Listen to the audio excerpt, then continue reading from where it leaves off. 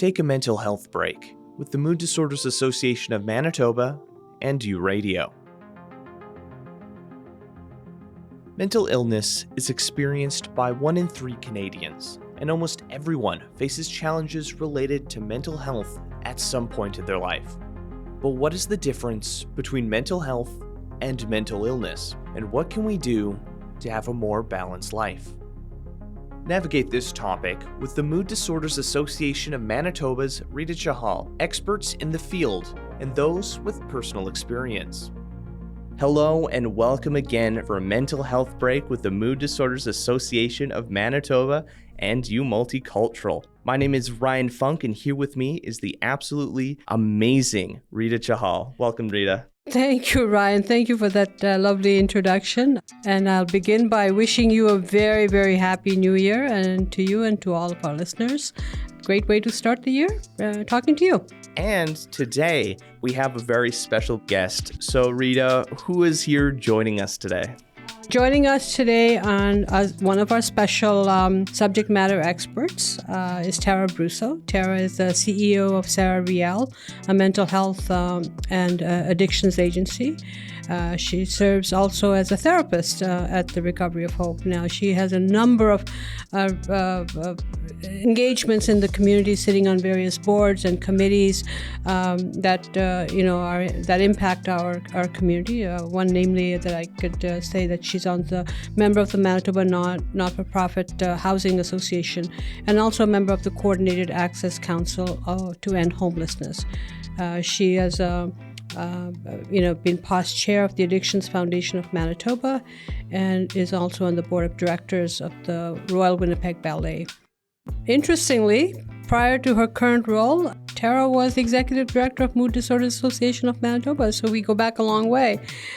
In her private life as well, had been the administrator of 2 nursing homes owned and operated, and served on the social advisory committee for hotel.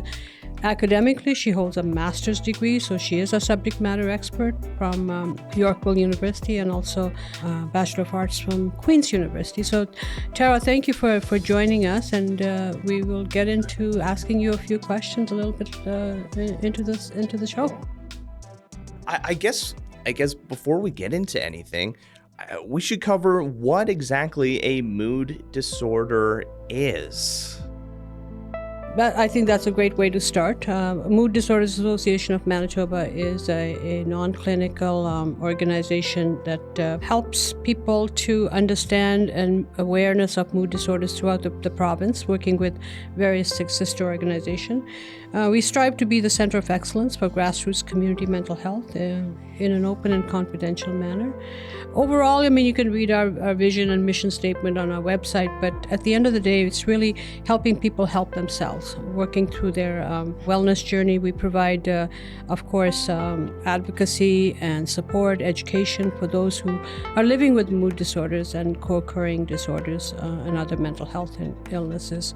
And so the work that we do really does help those who need us to help yourself, for those who those you love, in hope and recovery from various mood disorders. We're going to get into a specific subject matter in a couple of minutes, but how do mood disorders affect us? That's one question where we want to start with.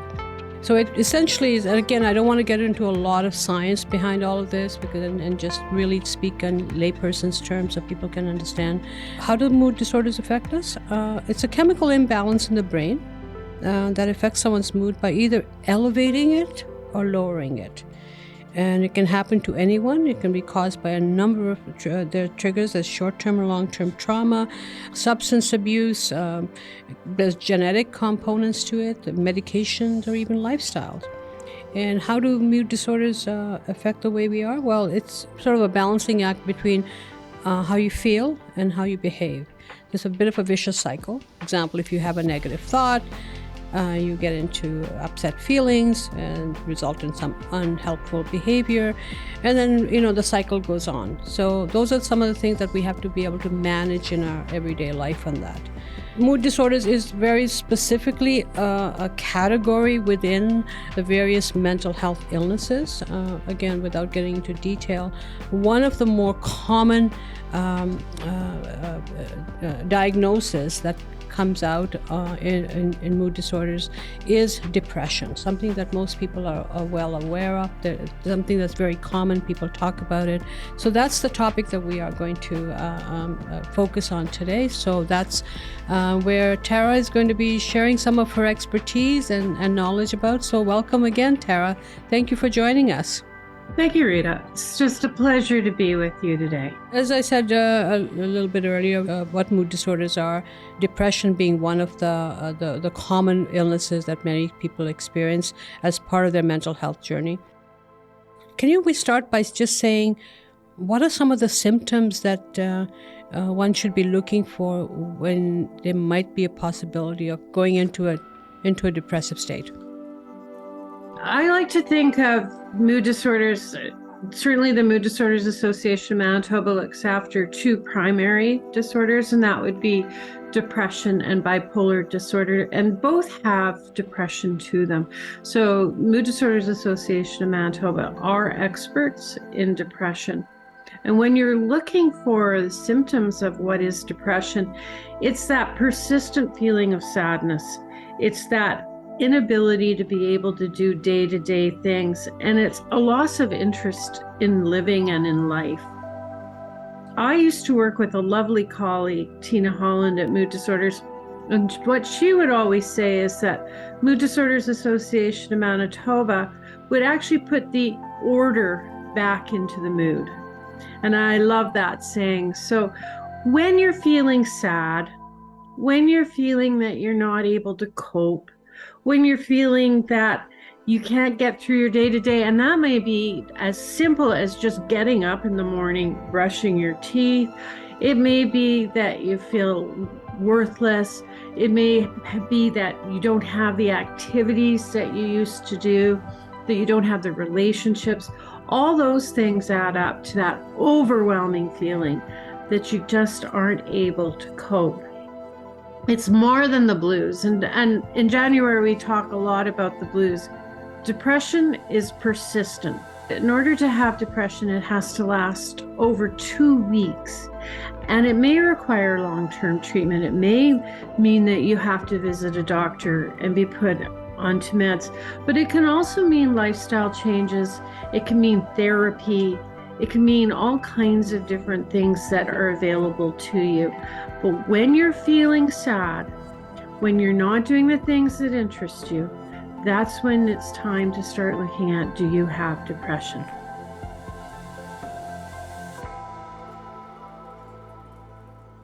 That's a great start and explanation, Tara. Thank you for that. Now, most of us are on a mental health continuum of wellness and illness. We want to try and stay as close to the mental wellness as possible. Yes, but we got those daily things that impact us and that vicious cycle that starts. So what do you do when you feel this way and you think that might be going into a deeper dive in towards the depressive state?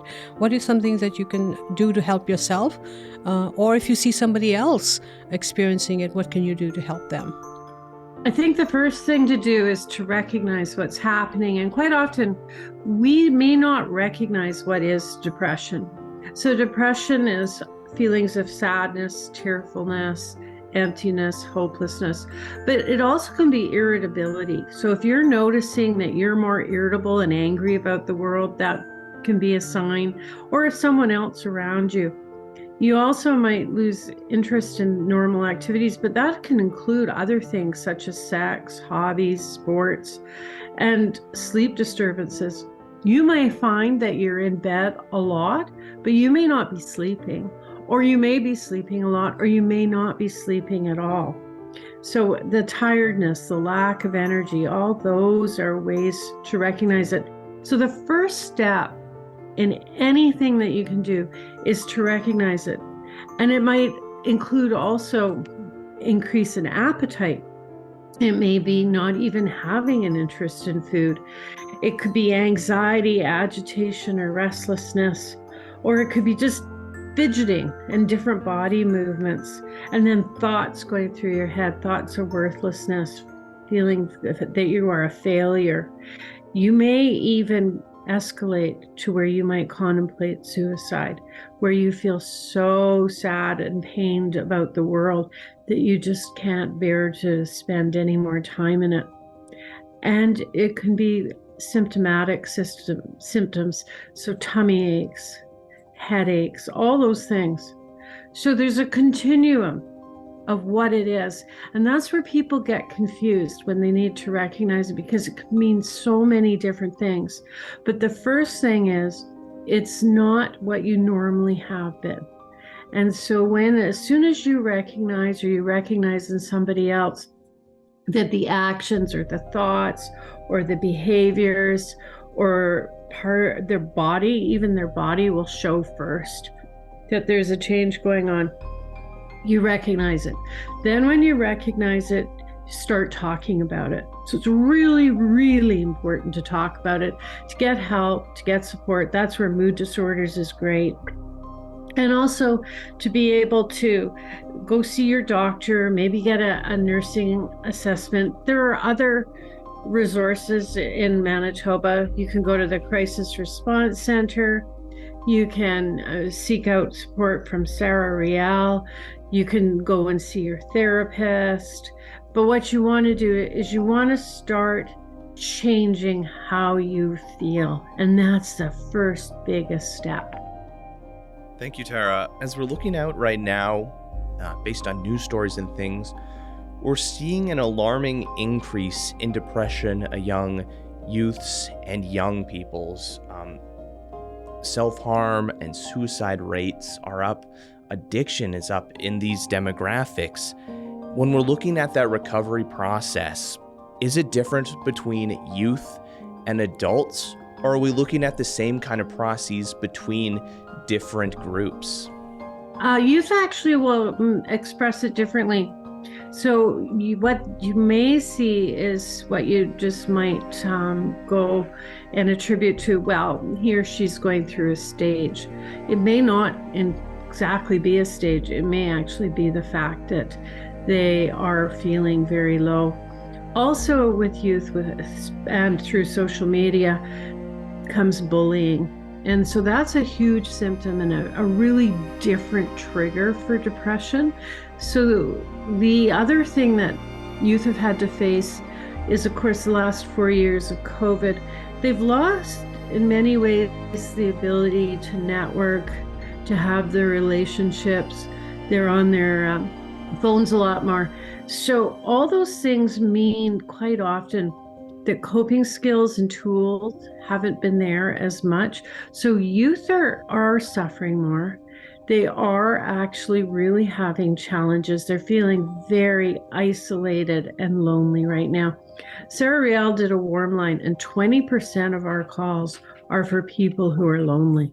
That was very helpful. I think our listeners will certainly take a lot away from that information.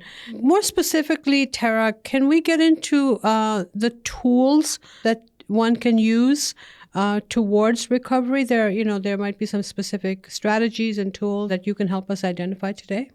So there's some really good tools in terms of using cognitive behavior therapy, so that being able to go and see a therapist and understanding why you're thinking things and being able to test your thoughts, being able to actually look at what you do with things and how you frame it. But there's also just being able to go to Mood Disorders Association Manitoba and connecting with others. We are human beings and we need attachment, we need creation. And that's where mood disorders really comes in, through their peer support groups. When you connect to others and you sit with people that really understand what it's about, that's a very powerful tool towards recovery, because then you find out you're not alone. Then you find out there are others that feel like you, and you can actually learn from others about how they've coped, and then you can develop your own tools of recovery and resilience. Recovery is very individualistic, but you will find and you will be able to attain the things that can help you. One of the things we learn through cognitive behavior therapy is sometimes with depression, it's like the Nike slogan, just do it. So, if you used to enjoy going out and say you liked walks or you liked going and playing with your pets, that's just a way of being able to start, even though you may not feel like it, but that can be one of the very first key things to pull yourself out of depression. One of the big things that we've been touching on in this conversation is support and community, finding individuals to help you through that process. When we're looking at the Mood Disorders Association of Manitoba and Sara Riel, what sort of community supports are available there? Well, thank you for that question. I think it's really important, first of all, for each organization to be able to identify what particular services, but also the commonalities that we have and how we support each other overall. At Mood Disorders, we do provide peer support. We have self-help groups on various topics that are related to mood disorders. We have phone support through volunteers and through our Friendly Caller program. We provide education and advocacy. We have programming specifically for marginalized groups, as well for youth, for women, for now starting with men, Indigenous, newcomer programming that we've started. So some of that peer support is a very personal interaction between two or more individuals. And both Sara Riel and Mood Disorders are very experienced in providing that peer support. We've actually, the two organizations have set the model here in Manitoba to be able to do that. Together, I think we've done a lot of really good work across the province. Mood Disorders does provide services across the province. More recently, on the side of working with the ethnocultural communities, we have most recently translated to 16 different languages our basic what is peer support brochure and materials. We're working with an organization, with MANSO, most people know MANSO, to make sure that the translation is correct and how we can work with the settlement sector to help distribute that information out to those. Now, Sara Riel, in addition to providing mental health supports, does other services as well. So maybe, Tara, you can share more information about services that you provide. The Sara Riel is a community-based agency. We deal with mental health and addictions. We offer a myriad of different opportunities for people in their recovery in the community. Some of them are counseling, case management, employment services, 5-day respite care when you're feeling overwhelmed and you need a safe and comforting place to come. We offer employment and housing.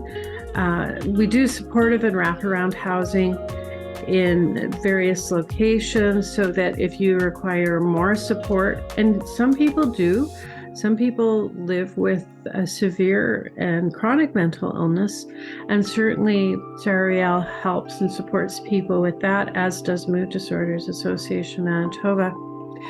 So we offer psychoanalytical workshops and we offer specialized peer support groups, primarily in coping and resilience, people living with schizophrenia, anxiety, and then we will do specialized groups throughout the year. Tara, maybe you can talk a little bit more on the work that Sara Riel is doing with ethnocultural communities here in Manitoba.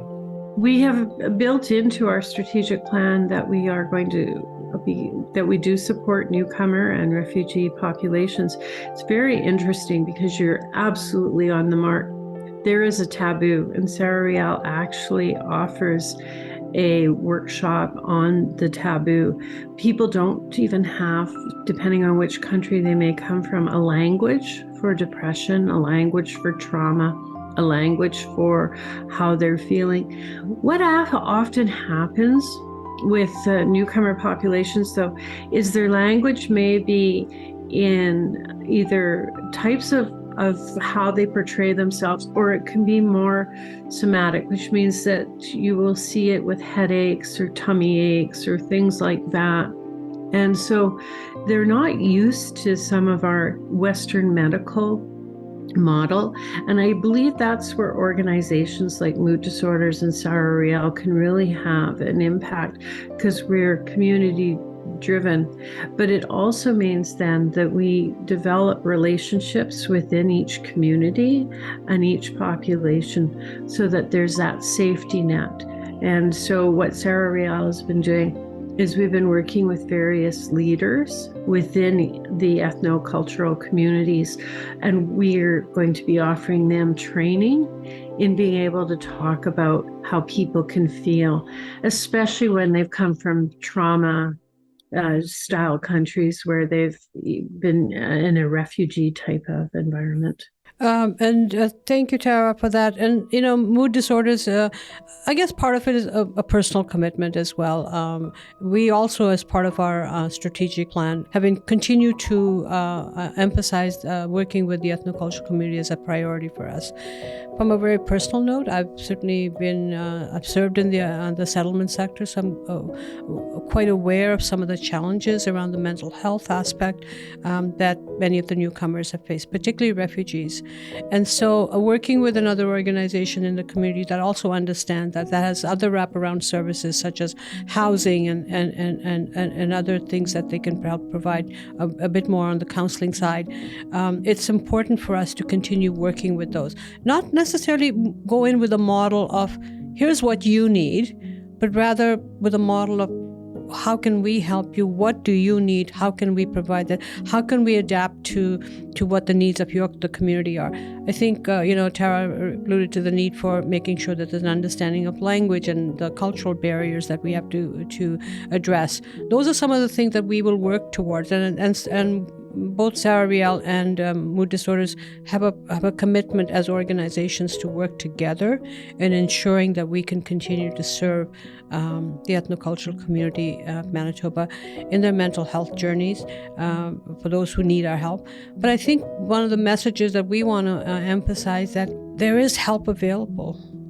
Ask for it. There's no shame in that, and I think that's really important. So we want to normalize the conversations around mental illness, around mental health within the community. We want to be able to do that across for anyone, but certainly we understand that within the various diverse communities of Manitoba, the stigma of talking about it is very high. The other piece is that when people come to Canada from various parts of the world, whether it's a war-torn situation or they've moved here by choice, there is that period of time where there's a lot of elation.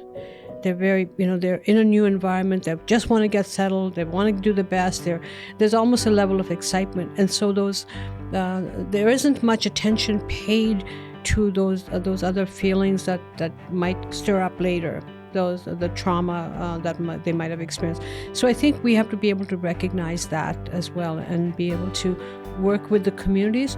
I think that's the important message that we would like to send from Mood Disorders. And I could safely say that Sara Riel would probably agree with me on this, that we want to work with the community. We want to hear from them. What do they need? How can we help? How can we support? How can we normalize the conversations about mental illness and mental health? Rita, Tara, thank you so much for coming on to U Radio and joining U Multicultural and having these conversations and tackling a discussion on a topic as important as depression. Where can people go to find out more about the services available through Mood Disorders Association or Sara Riel? Mood Disorders Association is located here at 4th Street. You can certainly go to our website and get all the details of the various provincial areas that you can connect with and get the phone numbers and contact information. Our website is perhaps the best place to get information. But we're doing other things as well, like talking to you. We have other media engagements as well. So we're trying to get the message out in various ways. Published materials, but also through working with our broadcasters across the community. You can reach Sara Riel at www.sarariel.ca. And just for members of the ethnocultural community, Combined, Riel can offer 20 different languages that are spoken with all our staff. So our goal is to be able to also try to, whether we use a translation or we can use language directly, reach you in the language that you need to be heard in. Thank you for taking a mental health break with the Mood Disorders Association of Manitoba and U Radio. I'm Ryan Funk, and take care.